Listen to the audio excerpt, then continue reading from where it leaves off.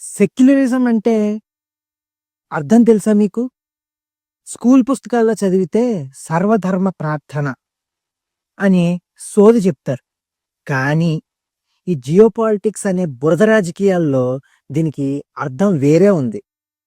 ఇక్కడ సెక్యులరిజం అంటే నీ రంగుకొక న్యాయం, నీ నా రంగుకొక న్యాయం. ప్రపంచం మొత్తం ఒక పెద్ద డ్రామా కంపెనీ. ఇక్కడ విలువలకి తావనేదే లేదు. కేవలం స్వార్థానికి అంటే ఇంట్రెస్ట్‌కి మాత్రమే ప్రాధాన్యత. మన దేశంలో ఒక చిన్న గొడవ జరిగితే సెక్యులరిజం ప్రమాదంలో ఉంది అని గొంతు చించుకుంటారు అందరూ. అదే ప్రపంచంలో వేరే దేశాల్లో అదే పని జరిగితే అది వాళ్ళ అంతర్గత విషయం అని నక్కి కూర్చుంటారు పక్కకి పోయి. ఈ డబుల్ స్టాండర్డ్స్‌ని నగ్నంగా చూపించడమే ఈ వీడియో యొక్క ఉద్దేశం. నాకు చాలా చిరాగ్గా ఉండి నేను చూస్తున్నది భరించలేక నేను చెప్తున్నాను. మీ ముందుకొచ్చాను దీని గురించి మాట్లాడడానికి. గ్లోబల్ పవర్ ప్లే, పెద్దన్నల వేషాలు వీటి గురించి ఇప్పుడు మాట్లాడదాం. ముందుగా ఈ గ్లోబల్ నార్త్ అంటే ఏంటి?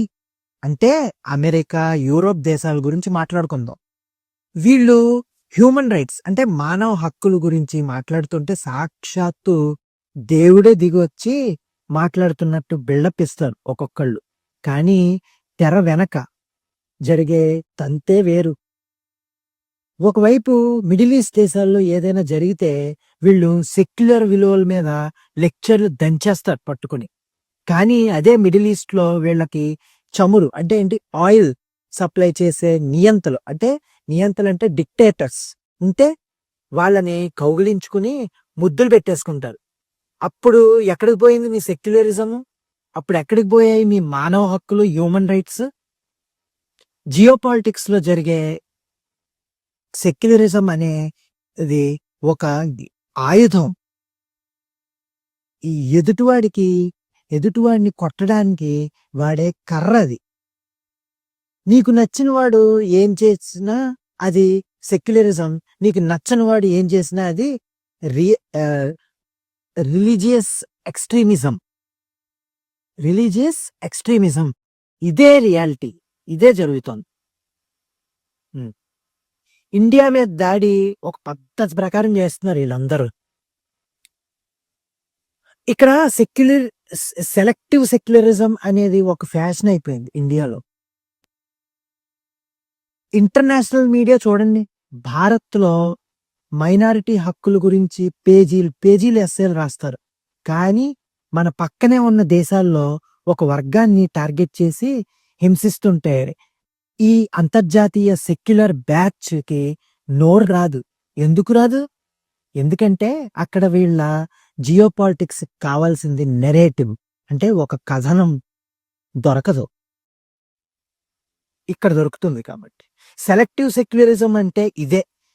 యూరోప్ లో ఒక కార్టూన్ వేస్తే అది ఫ్రీడమ్ ఆఫ్ స్పీచ్ అంటే వాక్ స్వాతంత్రం. అదే పని ఏషియాలో జరిగితే అది బ్లాస్మమీ అంటే దైవ దూషణ. మన దేశంలో ఏ చిన్న గొడవ జరిగినా అది మెజారిటేరియనిజం.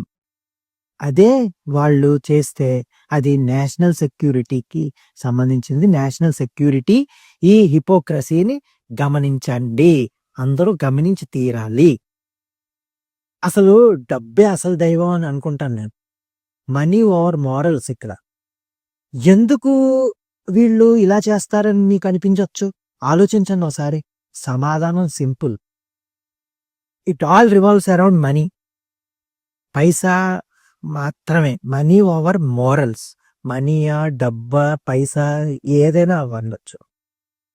ప్రపంచ రాజకీయాల్లో నీతికి చోట్లేదు అస్సలు. చైనాలో ఒక మతపరమైన గుంపును క్యాంపుల్లో పెట్టి చిత్రహింసలు పెడుతుంటే ఈ సెక్యులర్ దేశాలు నోరు ఎందుకు మెదలలేదు? అసలు పోనీ మెదలదు. మెదపపోవడం కాదు, అసలు ఎందుకు మెదలదు? ఎందుకంటే చైనా ఒక పెద్ద మార్కెట్ వాళ్ళందరికీ. అక్కడ బిజినెస్ కావాలి. మీరు ఇప్పుడు చూడండి, ఐఫోన్ దగ్గర నుంచి క్రాకర్స్ దాకా మొత్తం చైనీస్ బిజినెస్. అంటే మీ సెక్యులరిజం కేవలం బలహీనమైన దేశాల మీద మాత్రమే పనిచేస్తుందా? నాకు పెద్ద క్వశ్చన్ ఇది. పెద్ద తోక ఉన్న దేశం ముందు మీ విలువలన్నీ మూటకట్టి సముద్రంలో పడేస్తారా?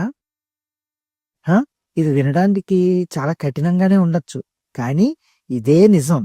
సెక్యులరిజం ఇస్ ద మాస్క్ అది. Imperialism is the face. అందరూ మేలుకోనండి కొంచెం. చూడండి, ఎవడో వచ్చి మనకి సెక్యులరిజం గురించి పాఠాలు చెప్పాల్సిన అవసరం లేదు. ఈ సెలెక్టివ్ సెక్యులరిజం అనే మాయలో పడకండి ఎవరు. జియోపాలిటిక్స్ లో శాశ్వత మిత్రులు ఉండరు, శాశ్వత శత్రువులు కూడా ఉండరు. కేవలం శాశ్వత ప్రయోజనాలు అంటే పర్మనెంట్ ఇంట్రెస్ట్ మాత్రమే ఉంటాయి. ఈ సెక్యులరిజం కబుర్లు చెప్పేవాళ్ళు వాళ్ళ స్వార్థం కోసం రేపు మిమ్మల్ని కూడా అమ్మేస్తారు. కాబట్టి నెక్స్ట్ టైం మీరు టీవీలో వార్తను చూస్తున్నప్పుడు ఎవడైనా సెక్యులరిజం అని పదం వాడితే ఒక్క నిమిషం ఆగి ఆలోచించండి. వాడు చెప్పేది ధర్మం కోసమా, లేక వాడి రాజకీయాల్లో మిమ్మల్ని పావుగా అంటే పాన్గా వాడకోవడం కోసమా అని ఒకసారి ఆలోచన చెయ్యండి. నిజం నిప్పు లాంటిది, కొంచెం మండుతుంది, కానీ మొత్తం అంతా వెలుగునిస్తుంది. సో మేల్కొనండి.